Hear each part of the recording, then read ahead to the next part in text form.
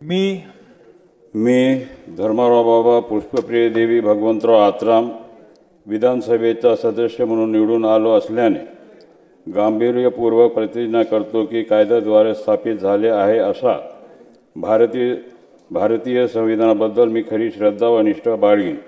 भारताची सार्वभौमता व एकात्मता उन्नत राखीन आणि आता जे कर्तव्य मी हाती घेणार आहे ते निष्ठापूर्वक पार पाडीन. जय सेवा, जय भीम. श्री चंद्रशेखर बावनकुळे, श्री जितेंद्र आव्हाड, अब्दुल सत्तार, श्री संभाजी निलंगेकर पाटील,